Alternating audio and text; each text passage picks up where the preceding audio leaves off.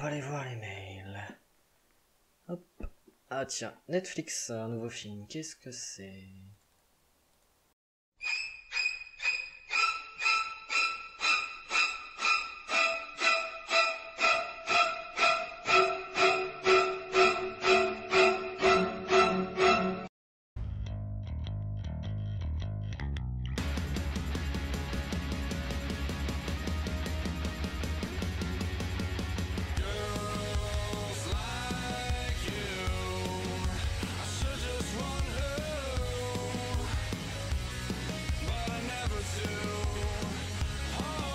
Et salut les loulous, j'espère que vous allez bien, en tout cas moi ça va très bien aujourd'hui, donc on se retrouve un petit peu plus rapidement prévu pour l'épisode 4 de Pipo Dis-nous pourquoi. Cette fois-ci on va parler d'un film.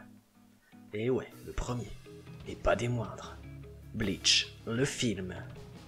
Donc c'est parti, donc on va faire un petit peu d'histoire tout d'abord par rapport aux adaptations de manga en film live action par Netflix, parce que Bleach est disponible sur Netflix depuis quelques jours. Donc dans le passé, qu'est-ce qu'on a eu? On a eu Death Note. Un manga fantastique, extra, un des meilleurs pour moi, en tout cas jusqu'à la mort de L. Ouais, je viens de vous spoil pour ceux qui l'avaient pas vu, mais c'est pas grave. Qui a été transformé en film pour teenagers américains, où on perd totalement l'essence même du manga.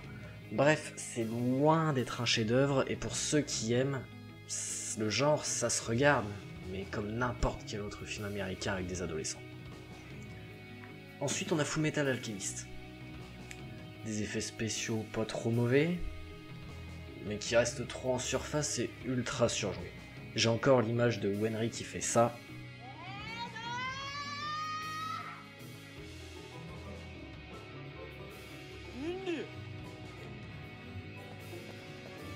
Qui me hante toutes les nuits. Et encore, j'ai pas mis le moment où elle fait « Man, trop mignon !» C'est pour vous dire le désastre. Donc jusqu'ici, on était sur des adaptations qui cassent pas trois pattes à un canard. Et là, on a Bleach qui arrive. Et bah, honnêtement, ça doit être une des meilleures adaptations de manga en film live action jusqu'ici. Pour les connaisseurs, on reconnaît le film. Les personnages, avant même qu'ils soient présentés, les scènes du manga, comme par exemple la première apparition d'Arolo, elle est fidèle, mais on la reconnaît direct.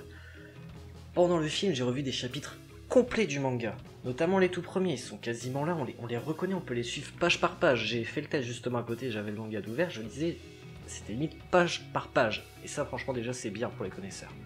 Bien que l'histoire soit un peu détournée, forcément pour le format film, on garde quand même la trame principale, l'univers, et surtout l'esprit du manga, et ça se tient en plus, et c'est ça qui est beau. On a par exemple le Hologrand Fisher qui lui est placé comme un des personnages antagoniste principal, le grand méchant du film, sans compter le twist vers la fin, mais ça quand vous regarderez, vous le verrez. Je viens de vous niquer un petit peu la fin, mais c'est pas grave, quoi qu'en fait non. Et ensuite pour les non-connaisseurs, eh ben ils sont pas perdus. L'univers il est correctement introduit, les personnages sont correctement introduits, tout ce qui est Shinigami, Holo, Soul Society, c'est vraiment bien introduit. D'ailleurs dans le film on revoit même vous savez, les petits dessins dégueulasses de Rukia. Pour expliquer ça, sauf que c'est pas le qui est fait, c'est vraiment en termes d'explication. Et franchement, ça c'était sympa, c'était un petit clin d'œil, c'était cool. Et à part peut-être les personnages comme Renji et Byakuya, on sait pas trop qui ils sont, en dehors du fait que Byakuya ce soit le frère de Rukia, et qui vient de la Soul Society. Enfin bref, un non-connaisseur, il est pas perdu, il sait ce qu'il regarde, il sait où il va, et là, franchement, c'est un très bon point pour toucher un nouveau public. On va parler un peu du jeu des acteurs. Alors franchement, j'ai déjà vu bien pire. C'est plutôt bien réalisé, les expressions sont bien faites, c'est pas vraiment extrêmement exagéré, par peut-être Reggie sur certaines scènes. On a un Ichigo qui est un peu tête brûlée, assez expressif, enfin bah, comme dans le manga quoi, tout simplement. Et je pense que l'acteur avait compris le personnage. À mon avis, il a dû lire le manga. Enfin, forcément, sinon il n'aurait pas pu écrire l'histoire, tu me diras. Que l'acteur, sauf erreur de ma part, l'acteur principal, celui qui fait Ichigo, c'est aussi celui qui a réalisé le film. Il y a toujours quelques scènes où c'est surjoué, mais honnêtement, elles sont anecdotiques. Et ça, franchement, c'est vraiment un bon point pour les films japonais. Ensuite, on a Rukia, c'est pareil. L'ambiance du film, le jeu de Rukia, font qu'elle est crédible. Et on la reconnaît bien dans le manga, elle paraît pas idiote par rapport à un personnage qui ne la connaît pas, même par rapport à ceux qui la connaissent. Les autres personnages, ça va également, à part peut-être Renji, comme j'ai dit, où il y a certains moments où les expressions sont vraiment un peu surjouées. Par contre, là, on a quelque chose. On a Byakuya. Byakuya joué par Miyavi, qui est un chanteur et acteur. Bah, honnêtement, moi je trouve rien à redire. Pour moi, il est quasi parfait, quoi, en gros. C'est vraiment super bien joué. Et là, franchement, je dis vraiment chapeau. Les effets spéciaux sont, je trouve, vachement bien faits. Les holos, par exemple, je les trouve vraiment mais beaucoup plus impressionnants que dans ce qui est anime manga. On ressent vraiment la peur, l'angoisse qui ressort de surtout Grand Fisher, pardon. Vraiment là, c'est chapeau. Les combats, ils sont bien faits aussi. On est pris dedans, ils sont pas ridicules. Les choréales sont vraiment bien faites, ça reste vraiment dans l'esprit du manga, surtout quand Renji sort son Zabimaru.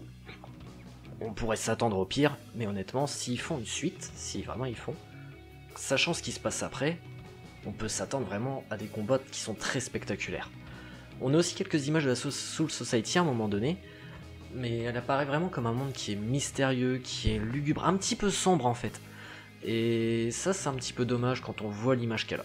Au niveau des défauts, je dirais que la relation Ishida et Ichigo reste un petit peu trop en surface. En gros, Ishida arrive, il dit qu'il sait que Ichigo est un Shinigami, il fait pop les holos avec son petit bonbon là, comme dans le manga, et quand ils affrontent Grand Fisher, ça devient son pote. Voilà, c'est ça la relation.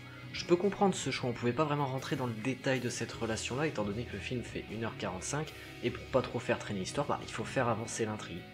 C'est un petit peu dommage, mais c'est pas vraiment un très mauvais point. Ensuite, on a les personnages de Chad et Inoue, qui eux par contre sont carrément en arrière-plan. On a quelques plans avec Chad qui dit 2-3 mots, qui sauve des gens, mais vite fait quoi. Et ça, c'est un petit peu dommage quand même. On y voit aussi quelques plans avec Urahara, mais le truc c'est qu'on sait pas qui il est. On sait juste qu'il a quelques liens avec les Shinigami, et c'est tout. Donc, au final, le film retrace à peu près les 8 premiers tomes du manga. C'est vraiment fidèle, que ce soit dans l'atmosphère, dans les personnages, dans les combats, dans l'esthétique même. Et hormis quelques raccourcis qui sont pris pour aller directement à l'essentiel, franchement c'est très bien. On leur en veut pas de prendre des raccourcis, par exemple on ne va pas voir Kon. C'est pas grave, parce qu'au final le film il est vraiment très bien.